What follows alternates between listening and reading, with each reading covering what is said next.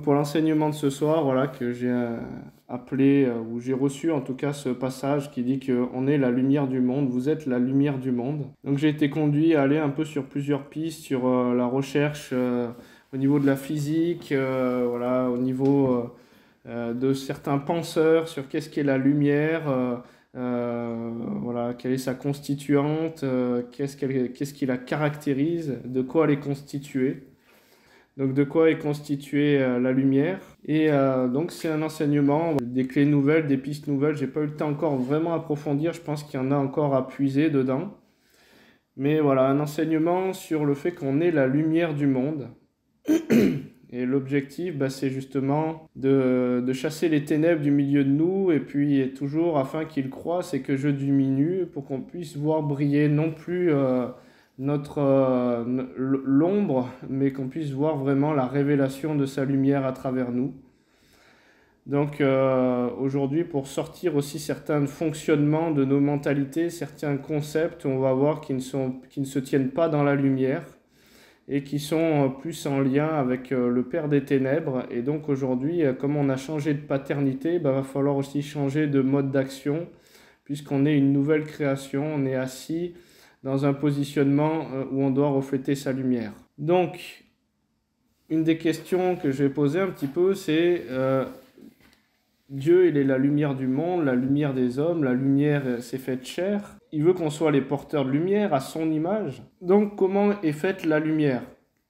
Puisque la Bible, elle dit que les choses physiques ont été tirées des réalités célestes. Donc la lumière, elle doit nous parler aussi de sa lumière à lui. Il doit y avoir quelque chose à comprendre là-dedans. Et donc aujourd'hui, quand Dieu vient nous parler, par exemple, du mariage et du couple, il nous parle aussi de l'alliance avec Christ. C'est une image de réalité céleste aussi, d'un époux et d'une épouse. On épouse Christ. Donc il est question d'image, il est question de reflet de certaines réalités célestes.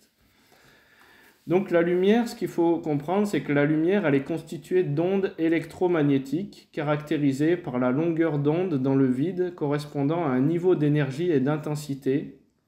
La répartition des longueurs d'onde régit la perception de couleur de la lumière. C'est pour ça qu'il y a différentes longueurs d'onde quand elles passent à travers un prisme ou des gouttes d'eau et qu'on voit qu'elles se divisent comme l'arc-en-ciel, en fonction de son intensité, en fonction des longueurs d'onde. Aujourd'hui, ce qui a été mis en évidence, c'est que certaines ondes électromagnétiques, donc il y a des ondes électromagnétiques qui sont lumineuses et qui vont pouvoir nous porter la vie, puisque Christ est la lumière du monde, mais il y a aussi certaines ondes qui sont atténuées. Et la Bible, elle nous parle de l'ombre des choses à venir. Donc l'ombre, c'est pas la pleine lumière, mais l'ombre, c'est pas non plus une absence totale de lumière.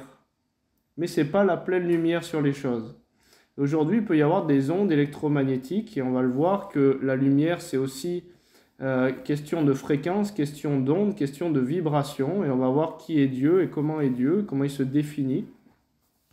Et donc, ce qui a été mis en évidence, c'est qu'il y a certaines ondes électromagnétiques qui a été mis en évidence par la NASA et des rapports qui datent de 1981, qu'il y a eu des effets sur le corps humain, comme un épuisement du système nerveux, mal de tête, fatigue, douleurs musculaires et même cancer.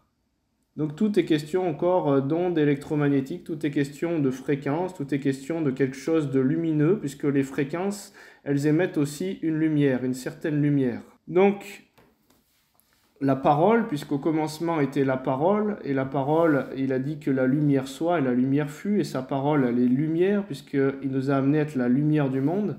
La parole qu'on a sur Terre, les ondes acoustiques, c'est des basses fréquences qui sont inférieures à 5000 Hz.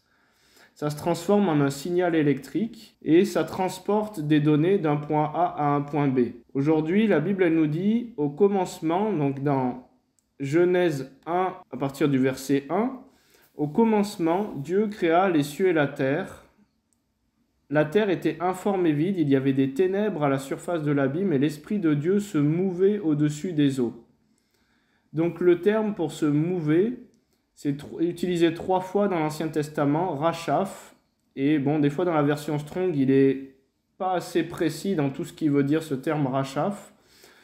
Et en fait, ça signifie mettre en mouvement, faire agir, c'est l'idée d'un rapide va-et-vient. Et le meilleur dans nos mots modernes, en fait, pour décrire cette action, c'est vibrer. Donc on pourrait traduire par l'Esprit de Dieu vibrait au-dessus des eaux. Pourquoi? Parce que au commencement était la parole, et la parole c'est quoi? C'est une fréquence, c'est une onde, c'est une impulsion, quelque chose qui va vibrer. C'est une onde électromagnétique et qui va faire vibrer, qui va libérer la matière. Dieu dit que la lumière soit et la lumière fut. Dieu vit que la lumière était bonne et Dieu sépara la lumière d'avec les ténèbres. Dieu appela la lumière jour, il appela les ténèbres nuit, et ainsi il y eut un soir, il y eut un matin. Ce fut le premier jour. Donc aujourd'hui, qu'est-ce qu'on peut voir? C'est que la parole est lumière. Dieu est lumière. Sa vérité est lumière. Et aujourd'hui, il n'y a rien de plus rapide que la vitesse de la lumière. Donc aujourd'hui, notre parole à nous, comme on a vu tout à l'heure, c'était des basses fréquences, et alors que la vitesse de la lumière, elle est largement plus rapide que la vitesse du son. Et donc aujourd'hui, notre parole, elle est créatrice d'une certaine lumière. Mais il y a une ombre derrière à notre humanité.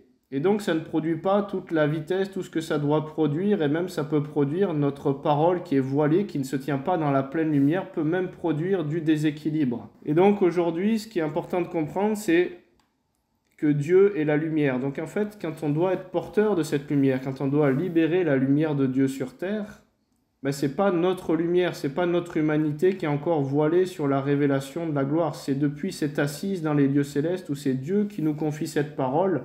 Et la parole qu'on va libérer sur la terre, en fait, elle va être porteur de sa lumière à lui. Elle va être créatrice, mais pas la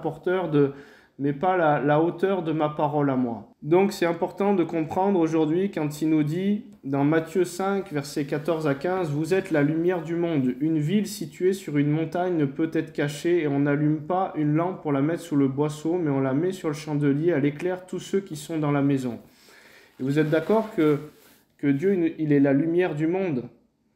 Mais le mot lumière, il englobe beaucoup plus que la simple lumière. En fait, il est porteur aussi d'un message, il est porteur de quelque chose. Donc le mot lumière, en grec, c'est phos, P-H-O-S, c'est métaphorique aussi, dans un sens métaphorique, ça veut dire Dieu est lumière, et ça veut dire aussi la vérité et sa connaissance qui vient nous amener une lumière, qui vient nous éclairer avec la pureté spirituelle qui lui est associée, ce qui est exposé à la vue de tous ouvertement, publiquement, le pouvoir, la compréhension, la vérité morale et spirituelle. Donc Dieu, il est la lumière du monde, Dieu, il est la vérité, Dieu, il est la source de toute la connaissance. Dieu, il est la source de la connaissance pure et spirituelle. Donc aujourd'hui, quand on annonce cette lumière, en fait, pour pouvoir briller, comme la Bible elle nous dit, pour pouvoir libérer cette lumière dans le monde, en fait, il va falloir se tenir dans sa lumière à nous et non plus dans l'ombre de celle du voile de l'ennemi. 2 Corinthiens 6, verset 14. « Ne vous mettez pas avec les infidèles sous un joug étranger, car quel rapport y a-t-il entre la justice et l'iniquité? Qu'y a-t-il de commun entre la lumière et les ténèbres ?» Donc se mettre sous des jougs étrangers, se mettre sous des dominations étrangères, se mettre sous des positions d'idolâtrie, des choses qui ne sont pas dans l'adoration avec Dieu, en fait, on se met sous des jougs et on n'est plus dans la lumière, et donc du coup, on ne peut plus refléter une certaine lumière. Donc aujourd'hui, comment doit être la lumière du monde? On a envie de refléter le plus de lumière possible pour pouvoir impacter tous les ténèbres environnants. Mais plus je vais être connecté à quelque chose qui est encore inique sur ma vie, donc que ce soit de l'idolâtrie, que ce soit de l'animosité, que ce soit des manières de faire qui n'ont rien à voir avec la culture de Dieu et la lumière de Dieu, en fait, je ne me tiens pas pleinement dans sa vérité à lui. Il est le chemin, la vérité et la vie. Et on l'a vu, la vérité et sa vérité à lui, elle est lumière. Donc pour que je puisse transparaître et pour pouvoir illuminer, il faut que je me tienne non pas dans des traditions humaines, non pas dans des concepts humains, non pas dans des choses humaines. Pourquoi? Parce qu'il y a une part de ténèbres en fait qui vient aveugler la pleine lumière quand je me connecte à ces choses-là.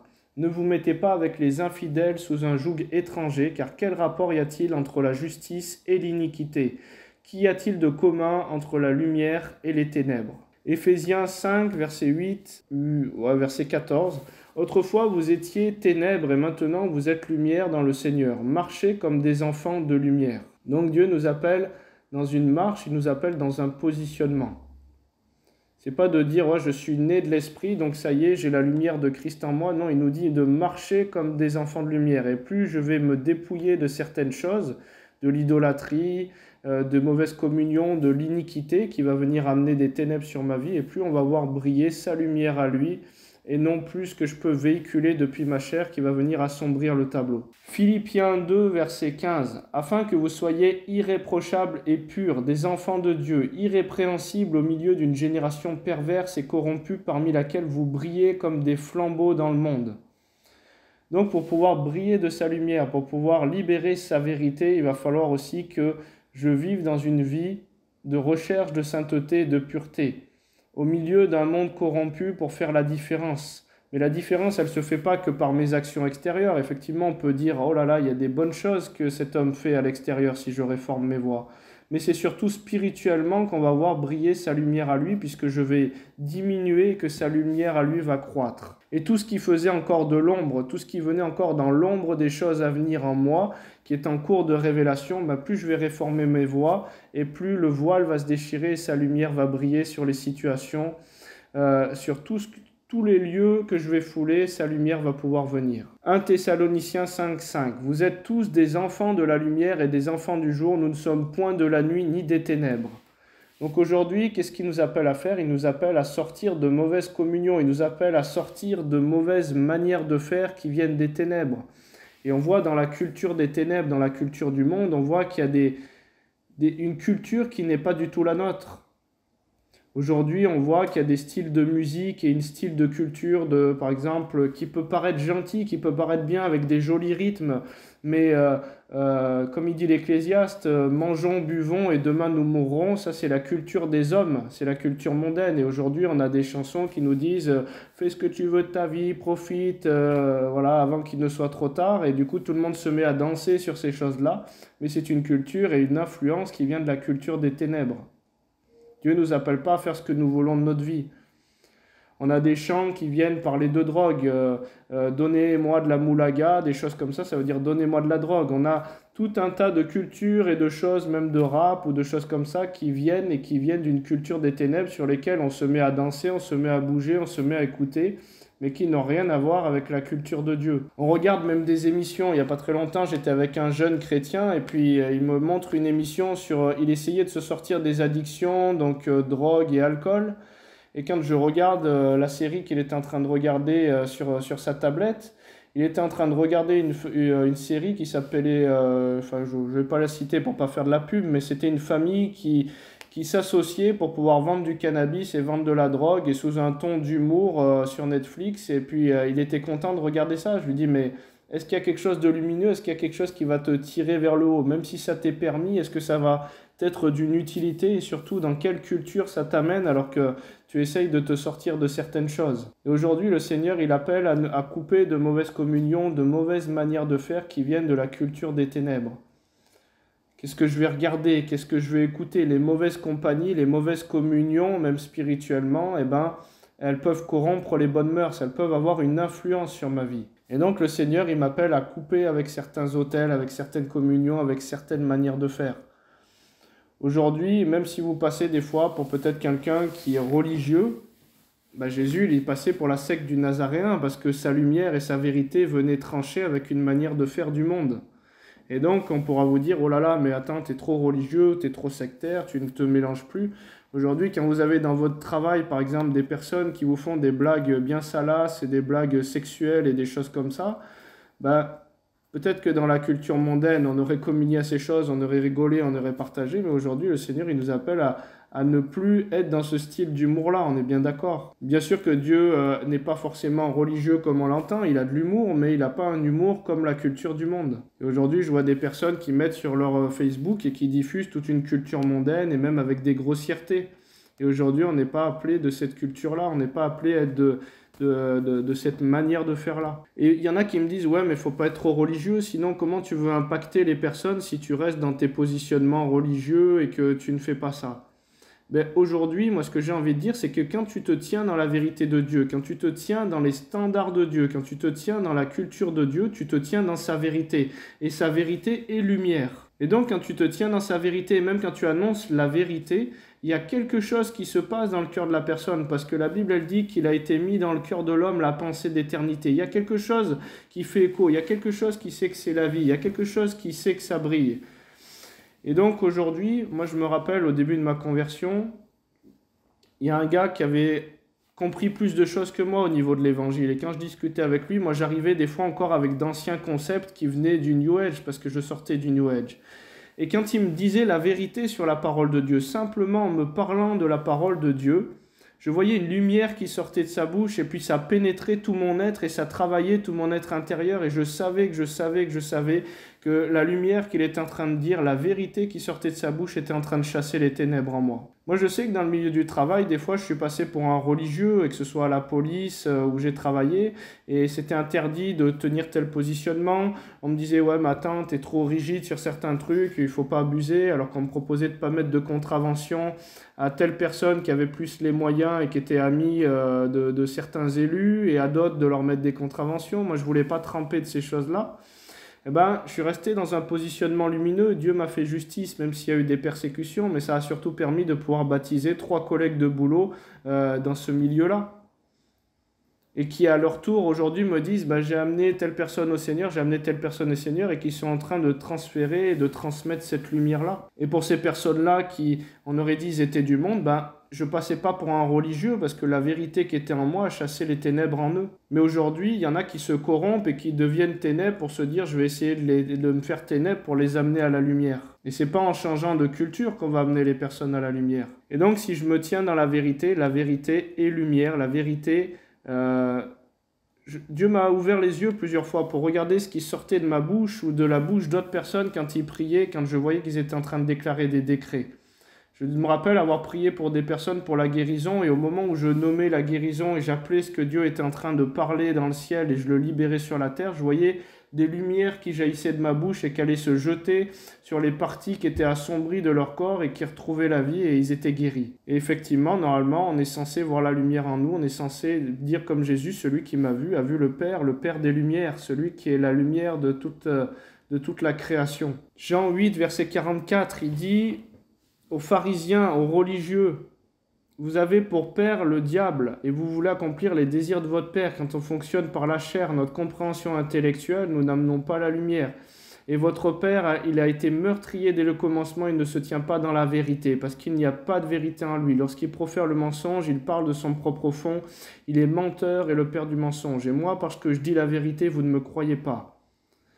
Donc encore une fois, la vérité est lumière. La vérité est porteuse de lumière dans une dimension spirituelle qui dépasse notre intelligence. Dire la vérité aux gens, c'est pour ça qu'il dit de témoigner, peu importe l'occasion, qu'elle soit favorable ou non, quand on témoigne de l'espérance et de la lumière qui est en nous, il y a quelque chose qui vient et c'est comme s'il nous place comme un flambeau, comme il nous place comme un phare dans les ténèbres et il y a quelque chose qui s'éclaire dans le lieu. Et donc c'est important aujourd'hui et même... par simplement notre présence, parce qu'on commence à faire de plus en plus un avec cette vérité, en fait, la lumière peut se diffuser à plus grande échelle. Regardez Pierre. Pierre qui a passé des étapes de maturité avec le Seigneur et quand il marche simplement, sa présence, elle est guérissante pour les gens parce qu'il fait un avec cette lumière et simplement cette lumière, elle est en train de chasser les ténèbres autour. Et donc, plus je suis dans la vérité de sa parole, plus la lumière va chasser les ténèbres. Et aujourd'hui, même dans l'Église, on parlait tout à l'heure de la langue, on parlait des calomnies, on parlait des mauvaises paroles. Aujourd'hui, la Bible, elle nous dit de veiller sur notre langue, elle nous dit de mettre un morse à notre bouche, elle nous dit que nos paroles, elles soient peu nombreuses, qu'il vaut mieux libérer quelque chose de l'esprit plutôt que de dire 10 000 mots et que ce soit des choses iniques. Les amis de Job, malgré que ce soit leurs meilleures intentions, ils ont fait l'œuvre des ténèbres, puisque Job, il a dû leur pardonner après. Et tous les conseils de la chair n'étaient pas lumineux, les conseils venaient des ténèbres, malgré leurs meilleures intentions de cœur. Donc aujourd'hui, cette lumière, elle est censée chasser les ténèbres. Aujourd'hui, on a une culture encore dans l'Église, une culture qui vient de l'occultisme. Occulter les choses, donc mettre des ténèbres sur quelque chose. Occulter, l'occulte, ça veut dire cacher ou rendre peu visible. Et bien quand on est dans les ténèbres, c'est-à-dire quand on est dans l'ombre des choses à venir, on est encore captif. Quand on fonctionne dans la chair fonctionne dans l'ombre. L'homme nouveau fonctionne dans la réalité. Quand on tombe dans un positionnement bas, on fonctionne depuis une ombre, on occulte les choses. Et depuis la chair, en fait, on fonctionne depuis ce voile. Et tout ce qu'on va véhiculer, c'est remettre un voile sur les choses, c'est diffuser cette culture-là, c'est ne pas libérer cette lumière. Et donc occulter, cacher, rendre peu visible une source lumineuse, au sens figuré, dissimuler, rendre obscur, occulter un souvenir. Et donc la culture de l'occulte, c'est ce qui a donné les bases de l'occultisme, où on cachait certains secrets, où on passait par des rituels d'initiation pour libérer une part, soi-disant, d'une lumière qui ne venait pas de la lumière de Dieu. Comme il dit Cyril, voilà, les rideaux occultants, ils cachent la lumière. Donc il y a un petit peu de lumière, c'est pas l'absence totale de lumière, c'est une ombre, mais cette ombre, elle suffit déjà à faire frelater, à lever toute la pâte. Et donc aujourd'hui, qu'est-ce qui peut être une culture de l'occultisme? Luc 12, versets 1 à 3. Sur ces entrefaites, les gens s'étant rassemblés par milliers au point de se fouler les uns les autres, Jésus se mit à dire à ses disciples, avant tout, gardez-vous du levain des pharisiens qui est l'hypocrisie. Aujourd'hui, on peut être dans l'hypocrisie, ne pas se tenir dans la vérité, c'est ça, être hypocrite. On peut être dans une hypocrisie dans la foi, avoir l'apparence de la piété, reniant ce qui en fait la force. Il n'y a rien de caché, la Bible elle nous dit au verset 2, qui ne doivent être révélés, ni de secrets qui ne doivent être connus. C'est pourquoi tout ce que vous aurez dit dans les ténèbres sera entendu dans la lumière. Et donc dans la lumière de Christ, on entend des fois ce que les gens disent dans l'occulte, ou quand il dit tu ne diras pas ou tu ne répéteras pas à certaines personnes ce que je te dis. Mais dans la lumière de Christ en nous, on a toute la connaissance et l'accès à ces choses pour savoir pourquoi, parce que Dieu le sait. Et il n'y a rien de caché pour Dieu. Et ce que vous aurez dit à l'oreille dans les chambres sera prêché sur les toits. Aujourd'hui, on tombe dans une culture de l'occultisme ou même dans des assemblées, et ça vient pervertir l'onction, ça vient frelater l'onction. Oui, j'ai l'impression qu'il y a ça dans la vie de telle personne de l'assemblée, mais je te le dis pour toi, tu le gardes pour toi, hein, tu ne le répètes pas. Surtout, promets-moi que tu ne le répètes pas. Je suis désolé, ça n'a rien à voir avec la culture de Dieu. Oui, moi je trouve que le pasteur ou que l'assemblée, il y a des personnes qui sont établies, qui ne devraient pas être établies comme ci, ou là c'est comme ça, ou là je trouve que c'est n'importe quoi, ou nanani, ou nanana, et ne pas dire les choses aux personnes concernées dans la vérité, mais diffuser ces choses-là, et dire aux personnes de ne pas les dire, ben c'est encore ne pas se tenir dans la lumière, et c'est encore demander d'occulter les choses. Et même le pire, c'est que ça va plus loin, c'est que cette manière de faire, c'est calomnie. 2 Corinthiens 17, verset 20, « Car je crains de ne pas trouver à mon arrivée tel que je voudrais d'être moi-même trouvé par vous, tel que vous ne voudriez pas. Je crains de trouver des querelles, de la jalousie, des animosités, des cabales, des médisances, des calomnies, de l'orgueil, des troubles. » Et le mot calomnie, psiturismos, c'est un chuchotement, quelque chose qui est dit en secret, et c'est aussi la traduction des murmures magiques d'un charmeur de serpent. Pourquoi? Parce que derrière notre manière de penser en disant « t'as vu, il semble qu'il y a ça, il me semble qu'il y a ci, il me semble qu'il y a ça », mais ne le répète pas. En fait, je suis en train de charmer, je suis en train d'amener mon influence et ma manière de penser pour rallier des personnes à la cause de ce que je suis en train de penser. Je ne suis pas en train d'exposer les choses à la lumière pour voir s'il y a effectivement quelque chose à traiter, et je ne suis pas en train d'aller voir mon frère ou ma sœur pour pouvoir lui dire « écoute, il y a ça qui me dérange » et trouver un terrain d'entente. Je suis plutôt en train de libérer une culture occulte et des ténèbres, et qui va lever une révolte et amener d'autres personnes à commencer à calomnier. Et en plus, je suis en train de faire prêter des serments occultes aux personnes, parce que je suis en train de leur dire, occulter, ça veut dire cacher de la lumière. Je suis en train de leur dire, tu ne le révèles pas, tu ne le dis pas, tu ne parles pas sur ces choses-là. Et donc ça, c'est encore quelque chose qui vient de la culture du royaume des ténèbres. Jérémie 16, verset 17, « Car mes yeux sont attentifs à toutes leurs voies, elles ne sont point cachées devant ma face, et leurs iniquités ne se dérobent point à mes regards. » Ecclésiaste 12, 14, « Car Dieu amènera toute œuvre en jugement au sujet de tout ce qui est caché, soit bien, soit mal. » Romains 2, verset 16, « C'est ce qui paraîtra au jour, selon mon évangile, Dieu jugera par Jésus les actions secrètes des cœurs. » Donc on parle du jour, on parle de la lumière, on parle de quelque chose qui est mis en lumière, quelque chose qui se tient dans la vérité. On l'a vu, la vérité est lumière. Et là, on a une culture des fois qui ne vient de toute autre chose. 1 Corinthiens 4, verset 5. « C'est pourquoi ne jugez rien avant le temps jusqu'à ce que vienne le Seigneur qui mettra en lumière ce qui est caché dans les ténèbres, qui manifestera les desseins des cœurs. Alors chacun recevra la louange qui lui sera due. » Galates 3, verset 15. « Frères, je parle à la manière des hommes, une disposition. » Donc le mot disposition, il veut dire une alliance, un contrat. Imaginez bien comme ça va loin, hein. Quand je dis à quelqu'un « Allez, promets-moi que tu ne le répètes pas », une disposition, une alliance, un contrat en bonne forme, bien que faite par un homme, n'est annulé par personne et personne n'y ajoute. Et donc même un contrat et à l'oral, tout était réglé sur la base du témoignage et de la parole à l'époque. C'est un contrat spirituel.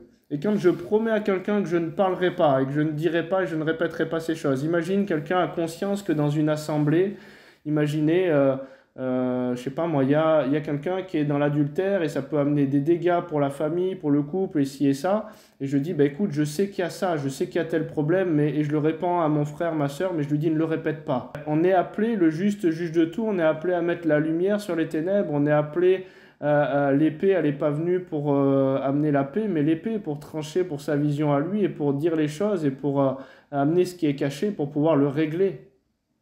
Dieu, il ne va pas condamner les choses, mais il veut mettre sa lumière pour qu'il y ait une transformation. Et il nous dit même dans les proverbes, pour nous dire combien ça nous engage, les paroles de la langue. C'est pour ça qu'aujourd'hui, moi, quand les gens ils me disent « Jure-moi que tu ne répéteras pas », ben, c'est des promesses que je ne fais pas, je ne prête pas, parce que quand je dis « je jurerai que je ne répéterai pas », ça veut dire que si Dieu il veut que je dise les choses, en fait, je me suis déjà soumis à quelqu'un à qui j'ai juré, et ça me positionne en accusation spirituellement.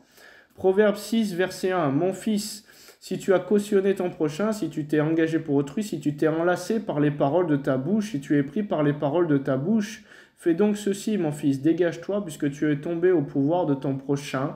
Va, prosterne-toi, fais des instances auprès de lui pour te dégager du serment que tu as fait. Et donc aujourd'hui, on n'est pas appelé à être de cette culture-là, on n'est pas appelé à être de ce fonctionnement-là. Et ça vient gangréner.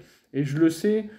Dans les assemblées, je l'ai vu, mais je le sais, et aujourd'hui le Seigneur le révèle et me le montre, que même dans notre assemblée connectée, il y a ce genre de fonctionnement-là. Il faut que ce genre de fonctionnement-là, il soit banni, parce que c'est simplement une brèche ouverte pour l'occultisme, pour la sorcellerie. Et il y a des personnes qui vont venir en délivrance et qui disent « Oh, priez pour moi, je suis attaqué par la sorcellerie », mais par l'épée de leur parole, puisque la parole c'est l'épée, par l'épée de leur langue, elle tue quelqu'un. Et la Bible dit que celui qui tue par l'épée, il sera tué par l'épée. Donc quelqu'un a un mandat pour te maudire, puisque tu es déjà en train de parler mal, de dire des choses qui ne se tiennent pas dans la vérité. 1 Corinthiens 6, verset 8, « Mais c'est vous qui commettez l'injustice et qui dépouillez. C'est envers les frères que vous agissez de la sorte. Ne savez-vous pas que les injustes n'hériteront pas le royaume de Dieu? Ne vous y trompez pas, ni les impudiques, ni les idolâtres, ni les adultères, ni les efféminés, ni les infâmes, ni les voleurs, ni les cupides, ni les ivrognes, ni les outrageux, ni les ravisseurs n'hériteront le royaume de Dieu. » Et donc, il nous appelle à sortir d'une culture, il nous appelle à sortir d'une manière de faire, il nous appelle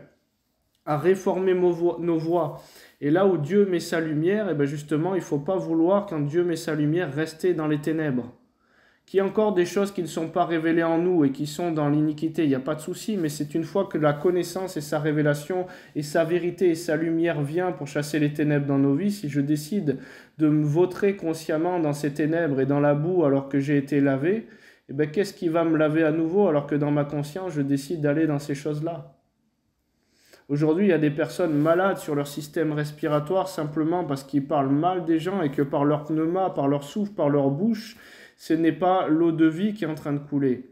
C'est de l'eau amère, c'est des choses qui sortent et qui frelatent des aspects du temple. La lumière, celui qui libère la lumière, il sera arrosé par la lumière. Mais celui qui libère quelque chose de ténébreux, eh ben, c'est les ténèbres qui vont environner. Donc le Seigneur, il nous appelle à sortir de certaines choses, il nous appelle à être dans la vérité, à être en vérité qui est lumière. Le non-pardon pollue, les critiques polluent, les jalousies polluent. Tout ça, ce n'est pas quelque chose qui va amener la lumière. Donc aujourd'hui, la Bible, elle nous dit, Galates 3, verset 26, « Car vous êtes tous fils de Dieu par la foi en Jésus-Christ, vous tous qui êtes baptisés en Christ, vous avez revêtu Christ. » On a revêtu cette onction, on a revêtu cette lumière, on a revêtu puisqu'il nous a voulu comme des flambeaux porteurs de la lumière de Christ dans le monde. Et donc plus je me tiens dans la vérité, plus j'inonde de cette vérité, et même sans parler, ça va faire la différence.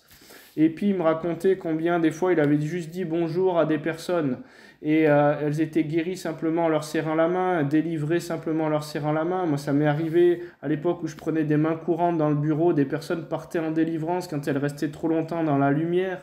Il y a même des personnes qui étaient démonisées, je me rappelle à la Réunion, des gens dans la rue qui me grognaient dessus quand ils étaient en proie à des sorciers, à de l'occultisme dans certaines traditions religieuses. Ils se mettaient à grogner en pleine rue parce que la lumière, elle dérange les ténèbres. Et plus tu avances dans la lumière, plus on va trouver qu'il y a quelque chose qui transparaît de différent à travers. Donc Seigneur, voilà, tu as un appel à la repentance dans la direction prophétique et je crois que cet enseignement, il appelle aussi à la repentance. La repentance, c'est fuir les ténèbres pour se tenir dans la lumière. Mais il y en a qui vont dire Amen ce soir, je le sais. Le Seigneur me le montre déjà. mais qui, dans leur manière de faire, ils vont recommencer.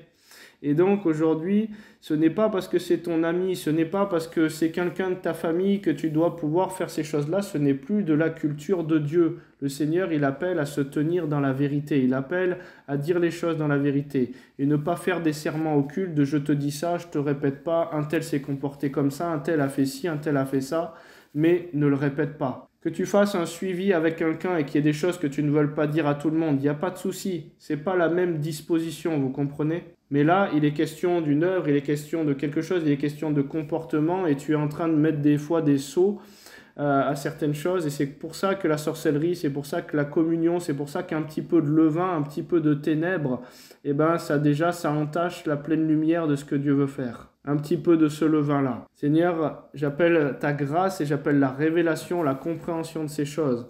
Acte 5, verset 14, on a revêtu Christ, on a revêtu cette lumière. Et plus je marche dans la lumière et plus les ténèbres autour de moi sont chassées dans ma vie et pour celle des autres. C'est pour ça qu'il est important que je reflète sa lumière pour pouvoir amener un changement dans la société, pour pouvoir amener un positionnement différent dans la société.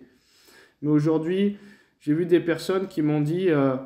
je sais que mon petit frère qui venait, à l'époque, il venait dans les assemblées et il me disait, bon écoute, toi Cyril, je te connais d'avant, je vois qu'il s'est passé quelque chose sur ta vie et je vois que tu es sérieux, je vois que tu essayes de changer les choses, même s'il me trouvait un peu comme un curé, des fois trop religieux, parce qu'il n'en était pas encore dans certains aspects.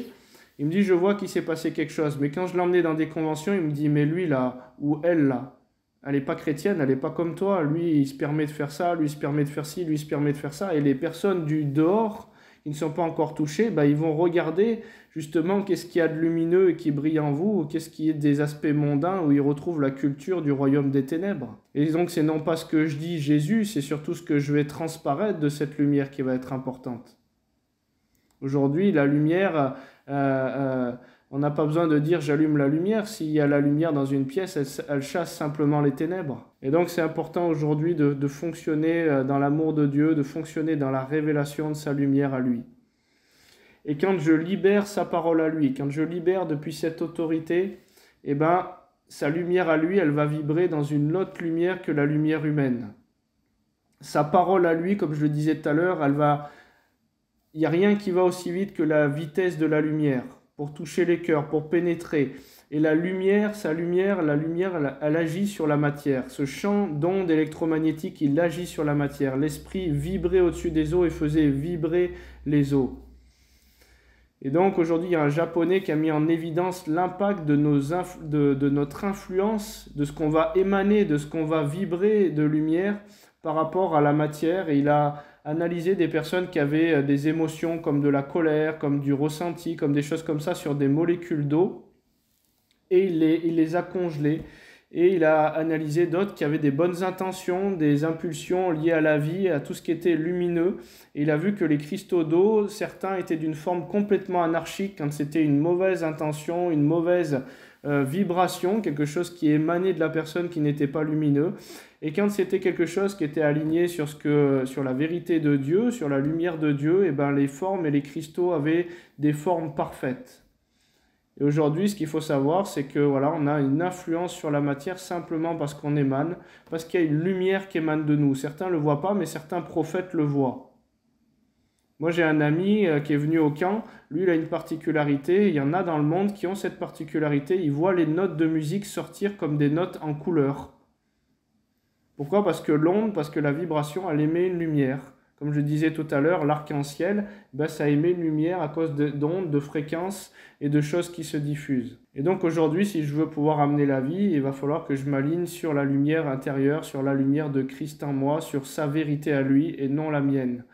Pourquoi ? Parce que quand je ne me tiens pas dans sa vérité, je me retrouve comme Adam, qui s'est caché de la présence de Dieu, qui n'est pas venu dans la lumière et du coup qui a mis un voile sur quelque chose, sur sa nudité, alors qu'avant ils étaient déjà à poil et ça ne posait aucun problème. Et donc le fait de cacher les choses, d'occulter les choses ne permet pas à la lumière de Dieu de venir toucher ces parties-là, de venir guérir ces parties-là, de venir m'enlever de certains aspects.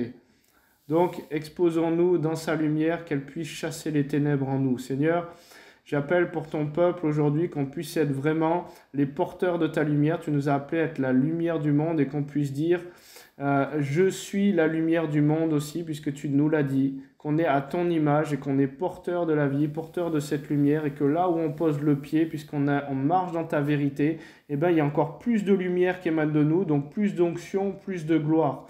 Aujourd'hui, tout le monde me dit, je veux vivre dans la gloire, je veux voir des choses comme tu les vis, je veux vivre ça. Ben, écoute, le chemin, c'est pas un chemin où je vais prier pour toi, pour te catapulter dans quelque chose. Le chemin qui est prévu par Dieu, c'est un chemin de mort à soi, c'est-à-dire de mort à ses voiles, de mort à ses ténèbres en toi, pour que sa lumière à lui, pour qu'il croisse et que tu diminues. Donc je ne pourrais pas te communiquer la mort à moi où j'en suis aujourd'hui. Par contre, tu as Christ en toi. Je peux allumer des parts de vérité dans ta vie, mais c'est après à toi de cultiver, de marcher dans cette lumière. Donc Seigneur, voilà qu'on puisse décider de marcher dans la lumière et bannir toute forme inique, tout ce qui vient du domaine du père des mensonges, du père des ténèbres, de la culture des ténèbres, de tout ce qui se lève au nom de Jésus. Je te prie Seigneur, viens chasser ces choses-là, viens chasser les critiques, viens chasser tout ce qui se lève contre la connaissance de ta vérité qui est lumière. Que la lumière soit au milieu de nous, que la lumière soit au milieu de nous, sur tout ce qui était chaotique en nous, que ta lumière soit au nom de Jésus. Que ta lumière soit dans la société, que ta lumière soit dans notre milieu de travail, que ta lumière soit dans notre famille, que ta lumière soit dans l'ecclésia, dans l'église, que ta lumière soit au nom de Jésus. Seigneur, viens libérer ta grâce, que ta lumière soit sur les compréhensions, que ta lumière soit et enlève les ténèbres sur la guérison. Allumer, mettre la lumière sur les ténèbres, ça veut dire révéler quelque chose. Et la lumière, elle est révélatrice d'une réalité qui est déjà présente. Alors Seigneur, mets ta lumière sur l'œuvre accomplie de la croix. Mets ta lumière sur le fait qu'on a déjà été guéri. Mets ta lumière sur la délivrance qui a déjà été opérée. Mets ta lumière sur la vérité en nous, Seigneur, et autour de nous. Que là où on pose le pied, Seigneur, on marche dans ta lumière et du coup ta lumière environne. Seigneur, ta grâce au nom de Jésus. Seigneur, merci pour ta grâce. Je ne veux pas détailler trop, j'en suis à des niveaux de révélation pour le moment, mais le Seigneur, il est en train de m'amener encore beaucoup plus loin sur la notion de lumière, sur la notion des couleurs, l'arc-en-ciel, l'arche d'alliance, le fait qu'il y ait 7 notes en musique et que ces notes représentent des couleurs et toutes ces choses-là. Il y a un truc un peu fou là où je sens que je pourrais écrire tout un livre, mais je veux déjà vous laisser avec ça et la compréhension de ces réalités-là.